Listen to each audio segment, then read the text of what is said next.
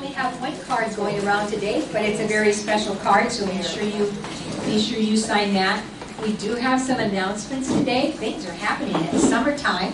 First is Dawn. Hi, I'm Dawn Wagner, and I'm a part of the St. Donatus Luxembourg Heritage Society. And this Thursday night, we're having a Luxembourg buffet at Kelmus's Restaurant in St. Donatus. So wanted to make you aware, I know there's lots of things that are going on Thursday night, but for those of you that are interested in Luxembourg foods that are traditional for Luxembourg, so they're having Wiener Schnitzel, tripe, sausage, homemade noodles, potato pancakes, and homemade breads and jams, and desserts. What's the tripe? Desserts. Tripen is a blood sausage. Okay. That is very traditional for Luxembourg, and yes, I love tripen. That's what I thought it was. Yes. Did you ever have that? Well, once you cook it, You know, I think it's delicious. So, there you go. There's your actually, it's from 5 to 8 o'clock Thursday evening. Thursday, 5 to 8 o'clock Correct. at the Kelmus Restaurant. Kelmus's Restaurant and St. Donatus. So hope to see you there. All right, thank you, Dawn. Then Saturday, June 29th, for those of you who need to know, there's the Timber City Adventure Race, something that happens in Jackson County once a year. It's like a triathlon, I believe. They first canoe down the river, then they jump on their bikes and they race on their bikes to the kilns, and then they leave their bikes and they run into town. I believe that's the way it goes. So that's always a fun thing to watch. It's fun to be on one of the bridges that the canoes come under and watch them racing down the river. So hope for good weather for that. That'll be a neat thing. Unless you and me do it, Bonnie. Right? You and me can do it, come on. I'm going to watch off the bridge. No, you and me can do it. All right. I'll follow my brother's footsteps. He used to do it. Okay, so July 9th is our annual meeting. It's at the other building, the Museum on the Fairgrounds, at 7 o'clock. Wonderful program. Our guest speaker is here, Nancy Johnson. Ask her if she'd say a couple words about her program. I just asked her, so you know. Well, I have his military. Alabama Jim was my great-great-grandfather, and he fought on both sides of the Civil War. So there's the story of that, and there's even more than there used to be because I have his military records, and I spent yesterday going through them, and yeah, I got dates and places and all kinds of things. So it's new and expanded. It's mostly about when he was in the war and what he did when he came back. Not going to be a lot of genealogy or anything like that. He's just one of our Jackson County Civil War heroes that we... Oh, the last living Civil War veteran in Jackson County? Okay. Maybe the state? I don't know. I don't know. I don't know. But Okay. anyway. All right, thank you for that. So that is Tuesday night, July 11th. Thursday night, no, 9th, the 9th. Tuesday night, the 9th, sorry. July 11th is our first Thirsty Thursday at the Macokota Brewery. And we are so grateful to them to let us have the month of July to fundraise for our big event coming up in September. That night on July 11th at 6 o'clock is our Civil War trivia. We need to thank Dennis and Alice Mans who have worked so hard on that. It's going to be wonderful. They deserve it. They deserve it. I can say a few words if you want me to. Well, I would like you to. Why didn't you volunteer when I came over there now? Yes, please say a few words. In fairness, I asked Alice. Please, Dennis. She's not a public speaker. Okay. I more am. Okay. So please sign up for our trivia. Anyway, what we've got is 8 categories, 9 questions per category, and they have such things as Civil War events and history of Jackson County, of Macokota, women of the Civil War, generals of the Civil War, cemeteries, Civil War cemeteries, Civil War battlefields. What am I missing? Iowa Connection. Iowa connections, and just a poetry category, which is anything goes, but it's all Civil War related. So get your books out and kind of study, although the questions, some are very easy, some are multiple choice, so the answers are given for you.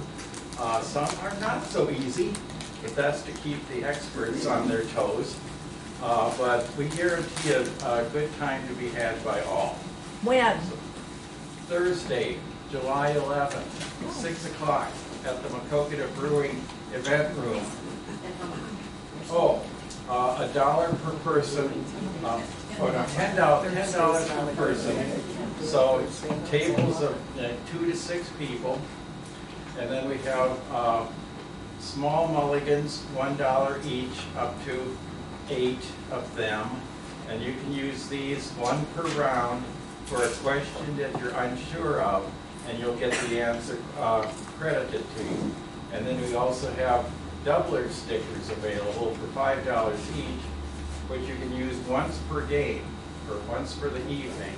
So if you do a category or a sheet, and you say, I think we did well on this, let's double up the score on this. So you put the doubler sticker at the top of your answer sheet, and whatever you score on that answer sheet gets doubled and added to your running total. So at the end of the evening, hopefully, the winner will receive, we haven't decided for sure what, but it's like a gift card for maybe 50 cash prize. $50, I think. $50 cash prize and a second place of $25. So anyway, who's buried in Grant's tomb is not one of the questions. So anyway, they are a little bit more complex than that. But we have put in over 50 hours on this project, and we're hoping for a good turnout. So please get your teams organized, call the brewery, call the other building to Call Kara at the other museum. and so that we have an idea as to how many stickers to cut out or have available from mulligans, and how many people to expect, and how many answer sheets we need to print out. Thank you, Dennis. So anyway, the answer, you'll be each getting two answer sheets per table, one for it to be submitted after the round, and one to keep track of, to write your answers on when we give it to you. So anyway, we anticipate a good time. We hope. Absolutely. Thank you so much. So remember, you're playing as a team. If you don't have a team, they'll assign you to a team. So you don't have to know every answer, because when you don't, your other team needs to know. So it's just to have a lot of fun and to make a little money for our event coming up. So thank you for that. You can tell that they've done a lot of work on this. So it's going to be a fun time. Brown bag lunches for July, we're not going to talk very much about those, because a lot of times they're surprises. But we do know on July 16th, Sully Berry is going to be giving one. And on the 23rd, our own Civil War hero, Captain Drips, will be here giving a program. He'll be in full uniform. And he's pacing back there right now. But he's been studying hard, and it's going to be a wonderful, wonderful program about Captain Drips, perhaps the best known Civil War person from Jackson County, so you will not want to miss that. Today we're going to talk a little bit about several things. We're going to talk about Canton and Ozark, because I just think they're the most beautiful parts of Jackson County. Oh, they are just so gorgeous, and they have such great history. And the Rayner family, who was really prominent there, along with other families, but we're going to talk about the Rayner family. Lucky to have this book. It's right here on the table. That was written by Harriet Rayner. Has a lot of the story about the Rayner family. This is special to me, I guess, because one of my favorite uncles was Franklin Rayner, who married my mother's only sister. This is his sister, Harriet Rayner. Many of you knew her as Harriet Copas in Bellevue. Yep. She was married to Marvin, a lawyer in Bellevue, and she put together this really, really fine book. Harriet was from Macokota. She graduated from Macokota High School and the junior college. She taught school here, I believe, and in Bellevue, and of course lived most of the rest of her life there in Bellevue with her husband Marvin, who was an attorney for 55 years. Many of you will also remember their father, who was Frank Rayner, originally from Canton. He lived in Maquoketa for a long time, a businessman here. And the other author of this book's name was Ellis Sprague. So the first generation they go back to was Samuel Rayner and his wife, and her name was Hannah Ellis, and they both were born in England, and they had 6 parents. Their son John was born there in 1806. He starts our Canton story. And he came to America in 1832, and then in 1840 he sent for his parents, who came here. Samuel, his father, was interesting because he worked on the grounds of the U.S. Capitol until his wife Sarah died, and then he joined the U.S. Army. But because he was not a citizen, he fought in the Mexican War as a mercenary, and he made 7 cents a day fighting in the Mexican War. He died in 1847 in Mexico City, and he is buried there. My little clicker is. Okay, so while still in England, John Rayner had married Mary Ellis, and they had 10 children. Okay. Then when they came to this country, they came to the D.C. area, the Maryland area first. And John worked as a weaver because this was a trade that he and several of his children, because some of them were older when they were still in England, they learned this trade in England. Child labor was a thing back then, right? And children worked in the mills. It was a very common thing. So they came to this country, and for 20 years they worked in mills in Maryland. And then John and his oldest son, Samuel, came west to search for a new home. So the following story I thought was kind of interesting. John was on a scouting trip. He was looking for a suitable place to build his own woolen mill. What he thought he needed was a stream to furnish water power, of course, but he wanted a receptive community that would receive his family and be friendly to his family, and a place that was going to really grow and prosper. So first he went to Chicago. And Chicago in the really early days, he came in 1851, was just a fledgling town, but word got out right away that he was looking for a place to build a mill, so the Chamber of Commerce officials were right there, right?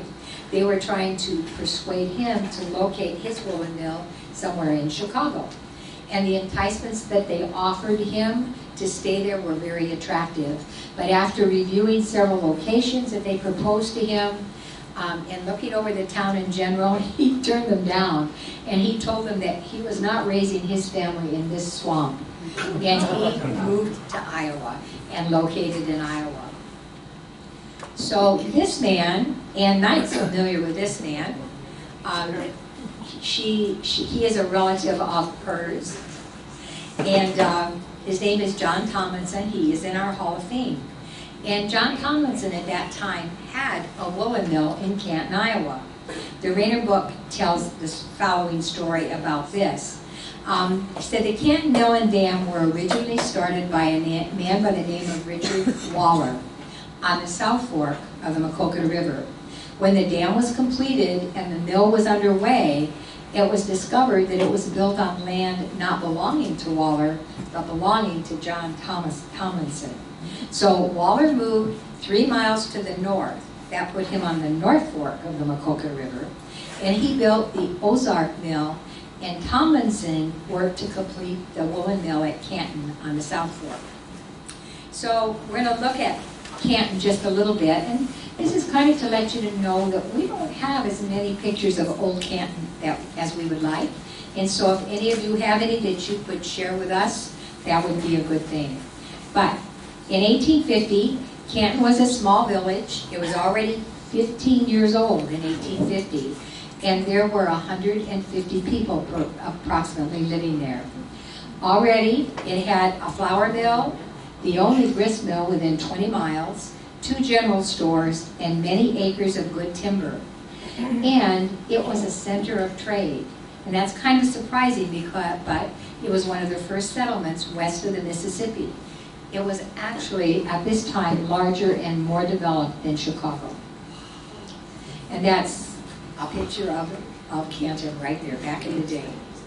Okay, so John Rayner somehow, like I said, learned that Mr. Tomlinson was looking for someone to operate his woolen mill. And he came to Canton and he went to work for Mr. Tomlinson.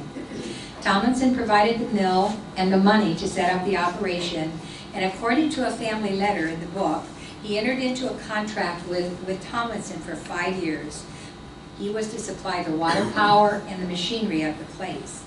And John Rayner said to his family, who was still back east, he has to furnish me with water, power, and a room in which I can run the carding, the spinning, the weaving, and the pulling. He has to provide me with a very good house and a large lot of very good land and firewood, and lumber for any purpose I may want, for the price of $225 per year. Well, the house that he offered him was a very good one, and he said it's situated very pleasantly and quite handy to the mill. So John accepted. He returned to Maryland and brought the rest of his family to Canton. Samuel, son we were talking about, clerked in the general store, and while helping his father get the mill in operation. And in our county history, I think we need to take note that John and Samuel built all of the looms in this mill. He just kind of had an empty shell of a building. Samuel built all the looms and much of the other equipment by hand, just from the crude materials that were available in the area. Very few things had to be brought in from St. Louis by boat. But John and some of his sons continued to run the woolen mill at Canton. In 1836, he entered into a partnership agreement with Waller, the man that went on to Ozark and started a mill there, to operate that woolen mill at Ozark. And so the Rayner family has original contracts showing that John Rayner was made a full partner in the Ozark woolen mill as well. So we're going to look at some old pictures of Canton, and then we're going to talk a little bit about this amazing Rayner family. So this is a picture of Samuel Rayner and Mary Ann. I think I'm out of order. I am. Okay, that's Samuel, who we're talking about, in his later years, of course. And you'll see that Samuel married Mary Ann Hamley from Macokota. Okay, there were 2 general stores there very, very early. Is that not just an awesome picture? It fascinates me. I was here when Don Nissen brought this photo in. And Don Nissen told us how he actually lived there as a young boy. And he remembered standing up on this raised garden during a devastating fire that burned the store down. Parts of the stone front wall of the store are still visible if you drive around the big city of Canton. You can still see the front of the store where it was. But just such an awesome building. And the Rayners through the years had a large part in this. This is the Canton Post Office. A man by the name of Tom Moore and his wife Rosetta had a house in this store around 1900. On the left side of the Canton Post was the Canton Post Office. On the right side was the Canton Telephone Office and their living quarters. And this building was located about a block south of the current Highway E17 on the east side of the road, so that the Macokota River ran behind it. And it's, of course, no longer standing. So I have to thank Don Wentworth for these pictures. Actually, Don Nissen brought them into the museum when he came in. And I thought they made them into our photo database, but maybe not. So Don had copies of these, and so he shared them, so thank you to him. If you can see the 2-span iron bridge, that was one of the very first bridges over the North Fork of the Macokota River in Canton. And Don Nissen had those photos, and I'm so glad that he shared them. This is another view of that bridge way back in the day. And let's see. Would that be where the road is now? I think so, Okay. but I don't know that for sure. So I went back to this picture because I forgot to mention it. So this is the general store that we just looked at, right? Right there. And then another view of the bridge. And it's something I'm sure that all of you, whoops, sorry. This is the newer bridge that was replaced the old two-span bridge back in the day. And of course, today, there's a very modern bridge. And when we had the historic 100-year flood a couple years ago, we were out there looking at things, actually looking at the schoolhouse to see how it was faring. And the water was just slapping against the bottom of that new bridge. The water was so high. It's kind of scary. So that was an intermediary bridge right there. Okay, so the old Canton School, and I bet most of you have been there sometime or other. We've had functions there, lots of people had functions there, and it's just a wonderful, wonderful old building. It's still standing, built of quarried limestone in 1877, and the front wall, this wall, was faced with a different kind of stone, almost a slate-like material. It's smooth and kind of shiny. After the closing of all of the one-room schools in Jackson County, after the schools consolidated, Lloyd Saunders, whom you see here, purchased this building. And the plaque that he's holding, he was on the Jackson County Historical Society board for over 18 years. And this is his wife, Roberta. They bought the building and they converted it from a schoolhouse into a church. And I remember when I first came here, they were here, and they were handing out Gideon Bibles. That was kind of their thing. They handed out hundreds of Gideon Bibles. Well, Lloyd, loving this building so dearly and loving Jackson County history, in his will, he left the building to Jackson County so that it would be preserved.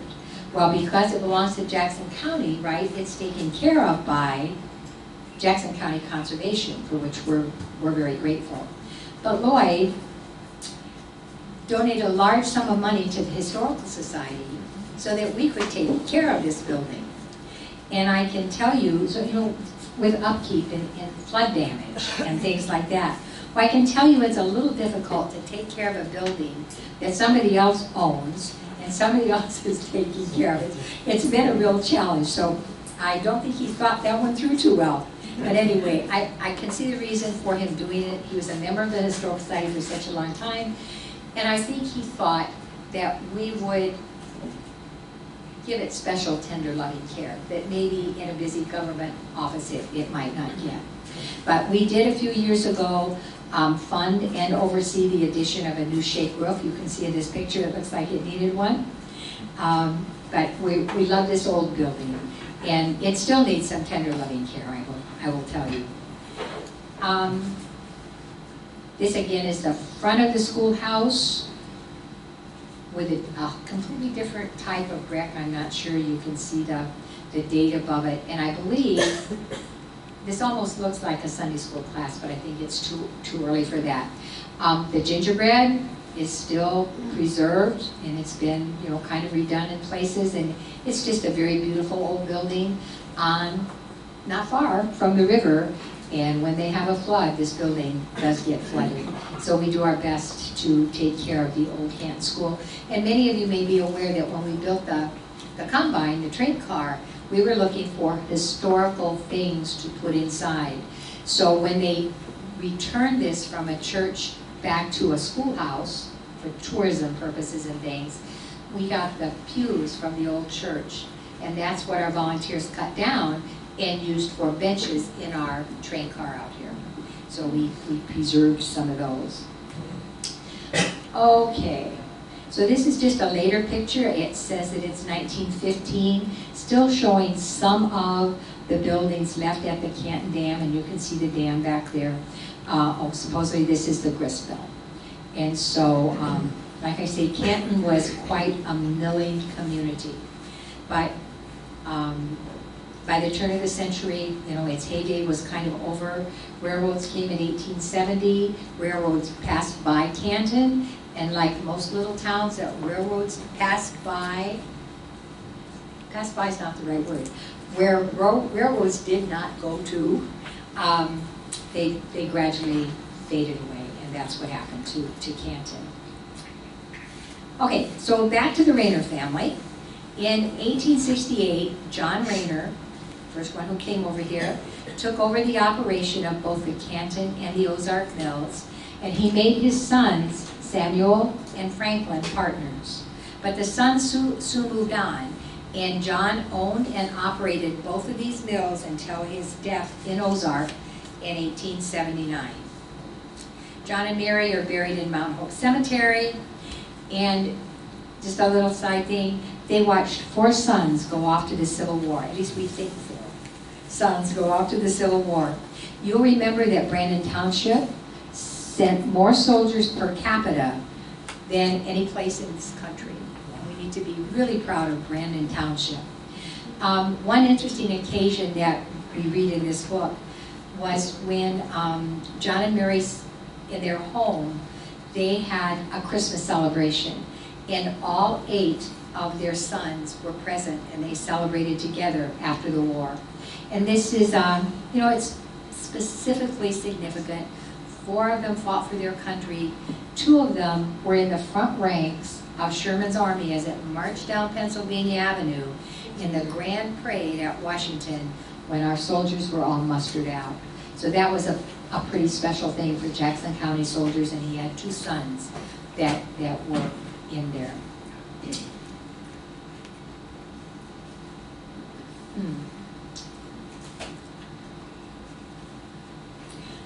Okay, so Samuel was John's oldest son. He was raised in Maryland.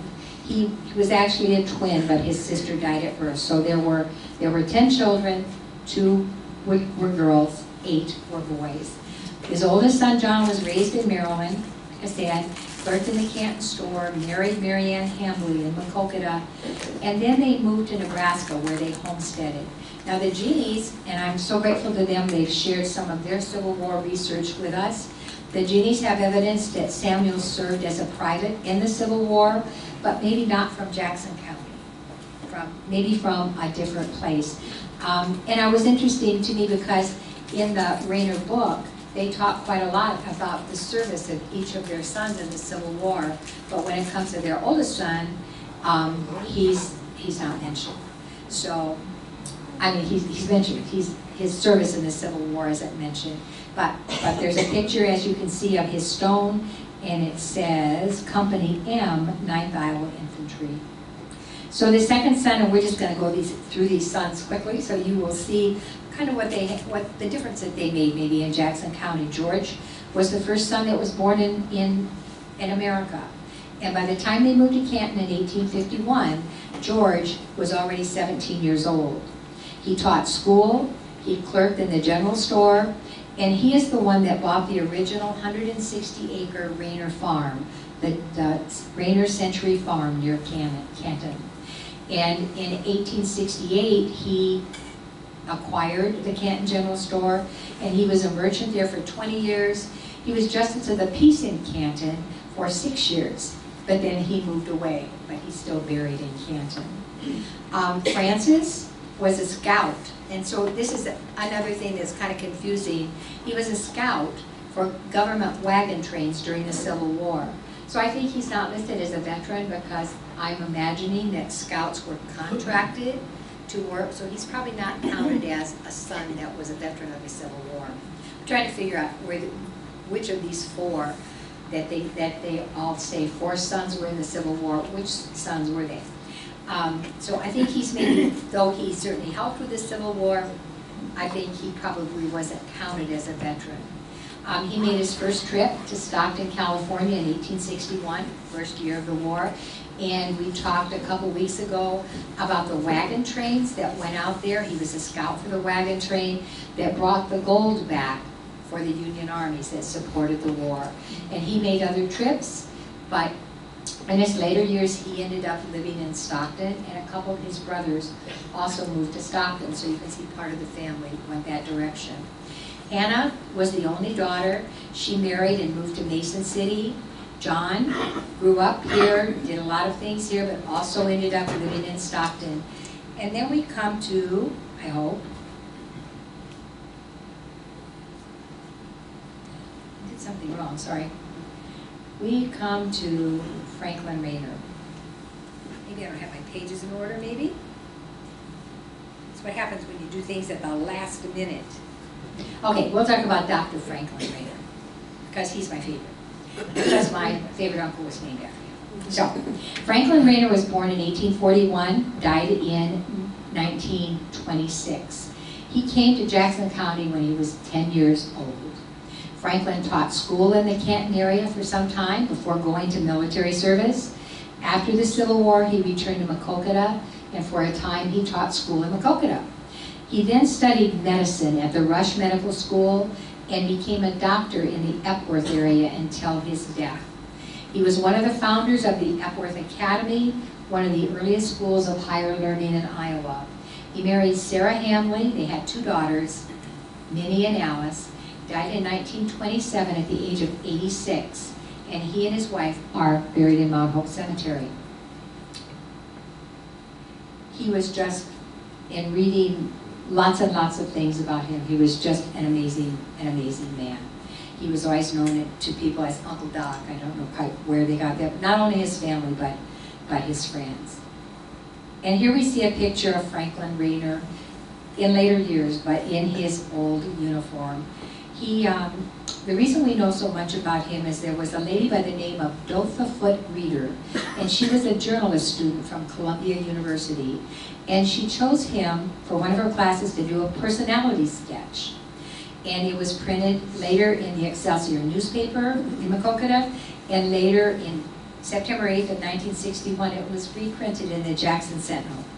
But because of the fact that he had such a large part in our Civil War history, I'd like to just read you a couple of the things from her thing. She said, among his treasured Civil War mementos are a worn portfolio, his discharge papers, and a fife, and you can see it in his hand, that he played at the Battle of Pea Ridge. Mr. Rayner was the brigade bugler, principal musician of this regiment, the 9th Iowa Infantry. Though he himself was uninjured in the Pea Ridge engagement, his captain, and that would be our Captain Drips, died fighting by his side. He was fatally wounded, and the regiment lost 48% of its men in this hotly contested battle.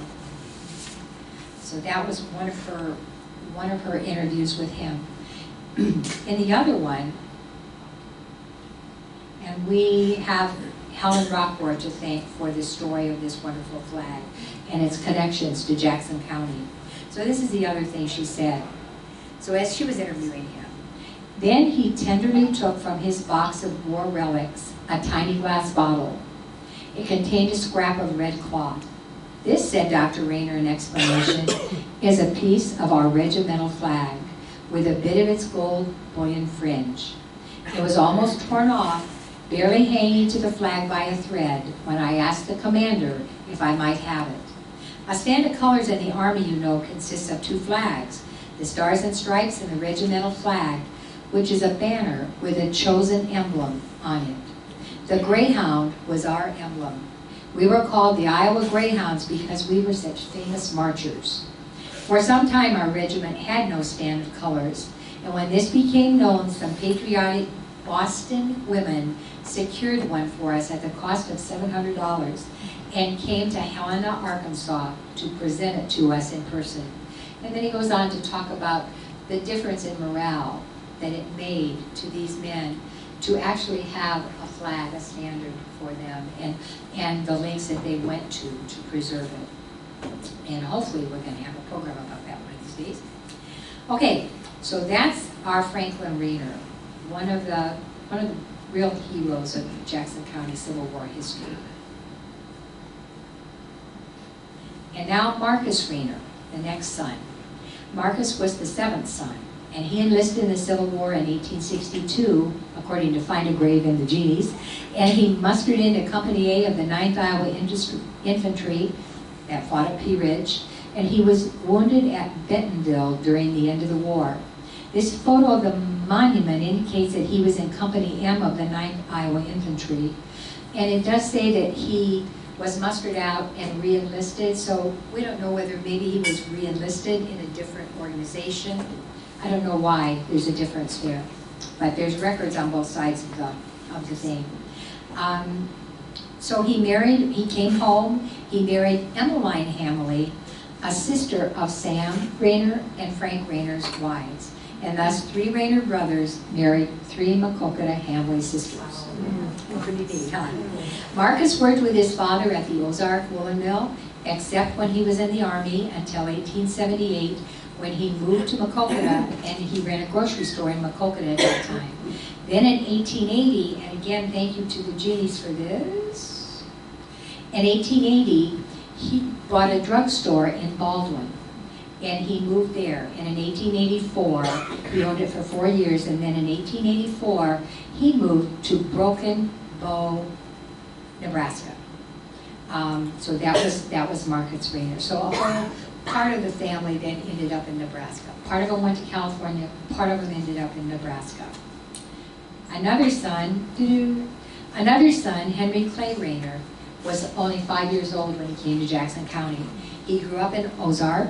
He enlisted in Company A, 9th Iowa Infantry, 2 days after his 18th birthday. He mustered out in 1865. He got married in Monmouth in 1875, and he worked in his father's Ozark woolen mill until his father John died and the mill was sold. And then at that time, he also went to Broken Bow, Nebraska, where he homesteaded. And in reading about him in the Rayner book, I thought this was kind of fun. Well, not fun, but interesting. He made a dugout for the family to live in, and while he was away harvesting a field of corn, a blizzard struck. And so his wife had to bring the cow into the house during the blizzard and feed the cow potatoes and the corn husks from the bed ticks in order to keep the cow alive until after the blizzard abated. Just imagine the hardship that these people went through. It's just amazing. Then the youngest, I guess I don't have a picture of the youngest son, Winfield Scott Rayner. He grew up in Ozark. He attended college at Cornell University in Mount Vernon, and then he too moved his family to Stockton, California, where he had a dairy farm. And I think credit needs to be given to the mother of this family. They talked about how in England she was so well educated, and she brought that education to her family. That education instilled in them the pride in this country, so that they were all willing to volunteer and fight in a very difficult war. So this is just from our photo archives. It has a lot of the relatives and a reunion, as you can see, of the Hamley family, the Rayner family, since 3 boys married 3 sisters, and the Schwenker family. I don't know how they tied in, and the names are not in the right order on the picture that we have. So someday we'd like to figure this picture out. If anybody has any ideas about this, we'd like to get it all put together right. Okay, so some of you people may have known Frank Rayner of Canton. He's one of the people that stayed behind. His name was Frank Stephen Rayner.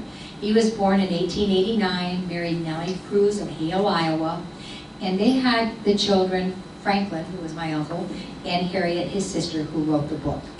And he was a businessman and a contractor in Maquoketa. Before that, he was a construction superintendent with the Milwaukee Road, working on a multi-million-dollar project in the Chicago area. And Frank Rayner ended up buying the Rayner Century Farm in Canton. He so loved Canton, and he was so involved in Canton. And he was the main person that put on the Canton homecoming. How many of you have ever been to a Canton homecoming? I mean, that was a long time ago.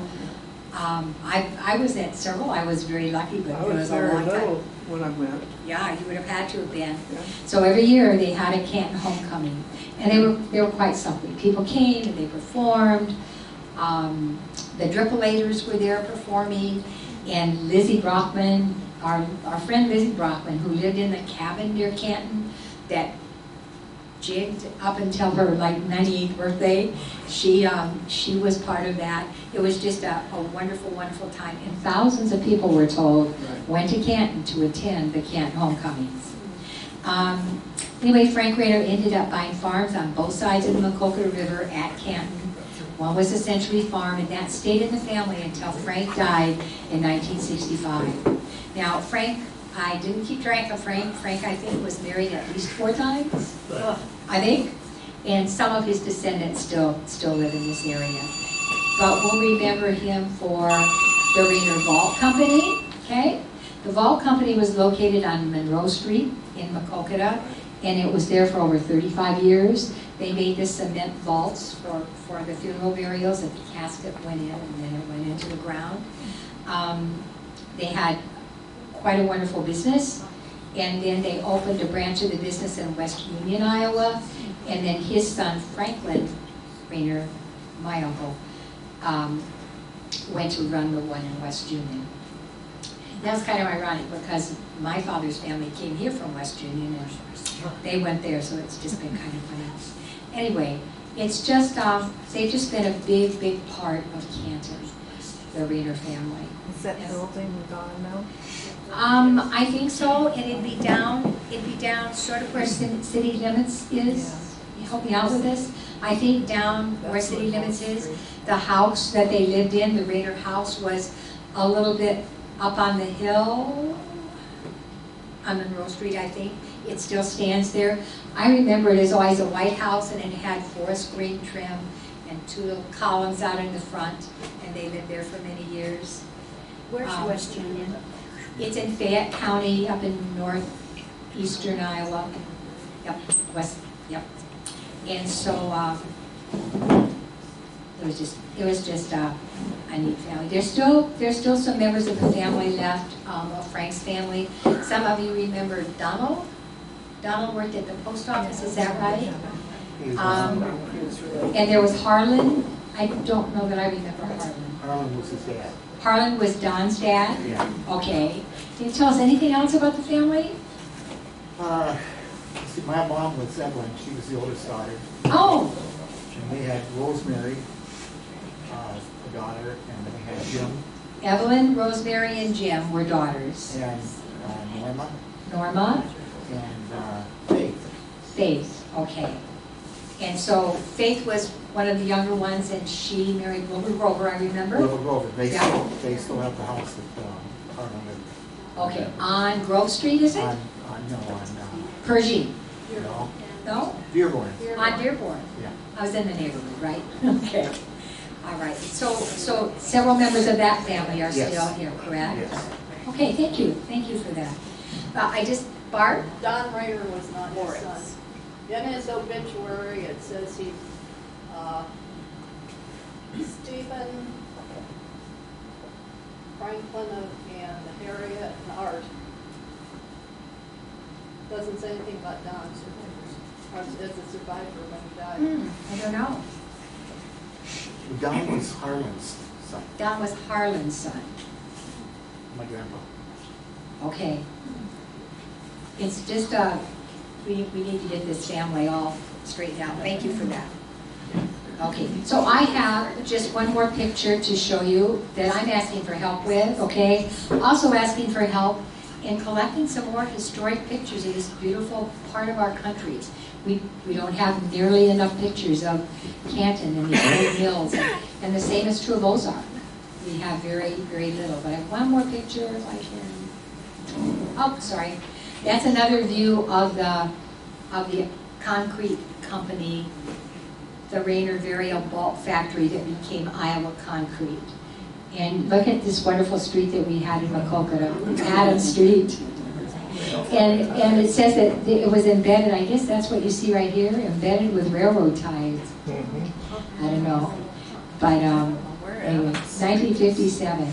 Well, it has to be over by, has to be down by city limits in that area somewhere, because that's where, so, and where would the railroad have gone through? The Midland Railroad went through there too. Must have been to the south of that, the railroad. But, okay, so that's the last of those. Then this is the picture that I need help with. We have an unidentified person here. So, we don't even know where the picture was taken or when. Cannot read the sign on the door. At least I can't figure it out.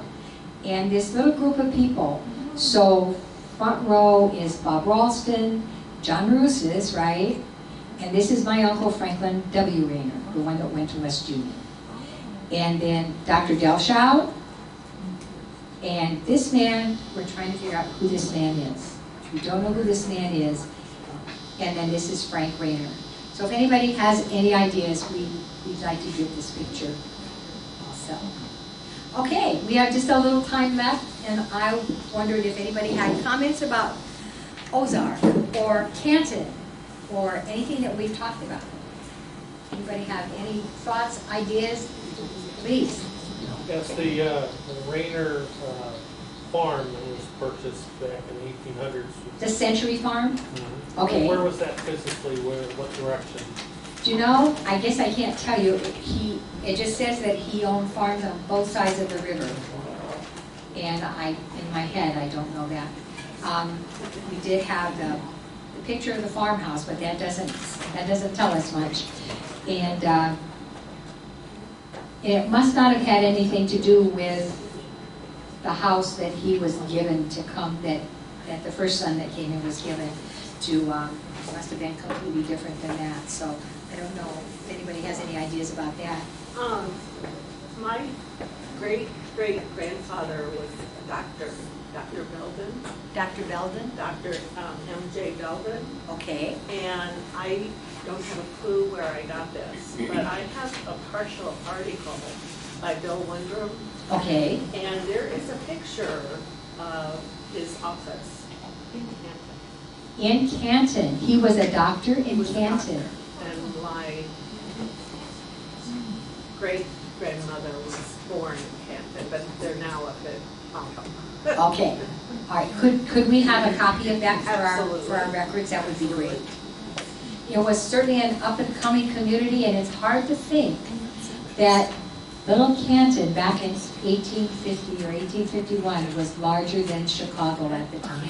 It just kind of blows your mind when you see all the things that were there. So, but we've heard that story before, that it was very swampy and people stopped there and then came this way. Is the Canton School open for tours anytime, or? It is not. I wish it were. They started remodeling the inside, they being some friends of Canton and Jackson County Conservation, etc. And they took out some of the extra walls and things that had been put in when it was converted to a church. And all the pews, like I said, were torn out. Then when the flood, the 100-year flood came, right, it really got flooded. And so when I was called to go out and see it, we could barely get the back door open, and the beautiful little wood floor, probably oak wood floor, was just like this. It was just buckled. I guess that's the word. It was buckled. So that all had to be taken up and fixed and put down, and that was done. And so it was returned as much as they could. The last time that I was in there, which was probably a year or so ago, they were really having trouble keeping the birds out, keeping the bats out, keeping the, so it really does need help. There's just nobody left in Canton that's willing or able to do anything. We don't own it, so it makes it really difficult for us. So we have money for catastrophic things like a new roof and things like that. Erlene? My mother was born between Canton and Ozark, Oh, and, she was born in they had a log cabin, and and I think some of her relatives was like the constable or the sheriff there. okay, So all right. I just wanted to add That's that. neat. Well, it was just quite an interesting part of Jackson County history, and we need more information and we need more features. Sheila? Back to the general store in Canton. Okay. It's 2 stories. Yeah, let's go back to that.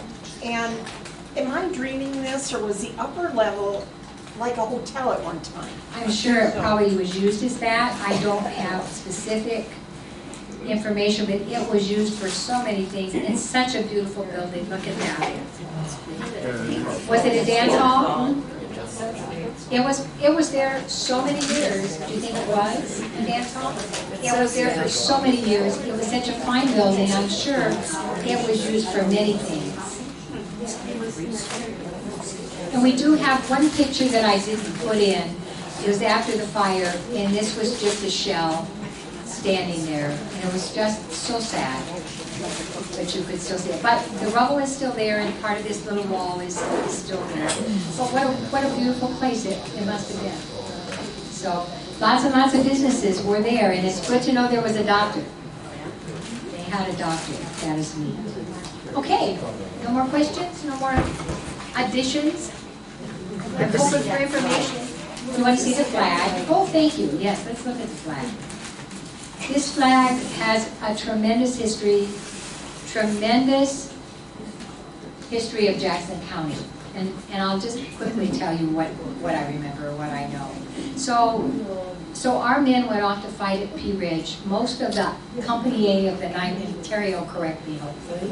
Most of the men in Company A of the 9th Iowa Infantry were Jackson County boys, most of them.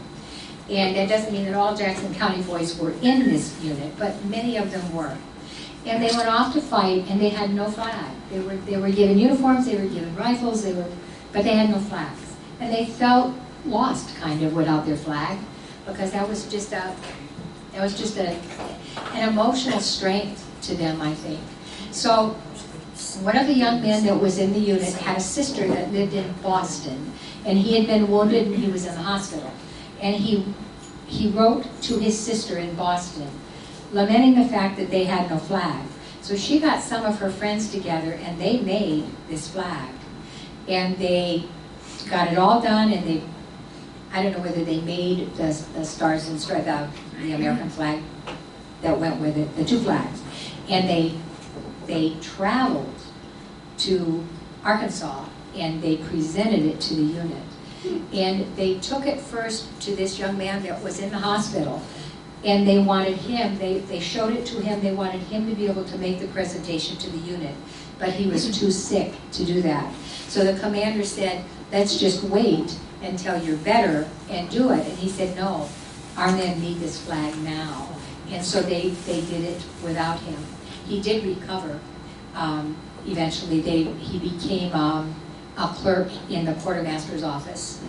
He wasn't able to go back to the lines, but he recovered. Do you think those stars are the states, the number of states? Do you think the stars are the number of states?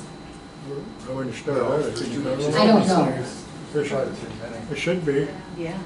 There's, They might be. Because the stripes are correct.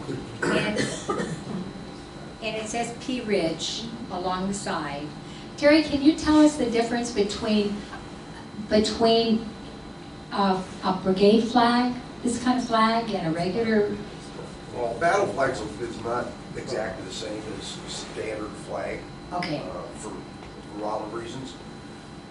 It's an identification piece. That's why it's so important for them, because when you're out, they didn't have GPS and headphones and all this other stuff, and you got cannons going off, and you can't see because of all the smoke. We'll see that here coming up next fall. Okay. This is a rallying cry, Yes. and it is how you identify who you're with, and you know, every unit, every regiment had something that they basically said we were better than everybody else with, okay? Whatever that might be. So that was one of those, and we do this today, in the military today. We wear unit patches for a reason. One, for identification, but two, because it's a pride thing to be a part of a particular unit. So this thing, everybody, the flag would be out front with the commander, and if you didn't see the flag, you didn't know where you were supposed to go. You were lost. Well, that's not very good. So this was as much a piece of communication and pride as anything else. Oh, thank you for that. You don't want to miss his brown bag lunch on the 23rd. 23rd.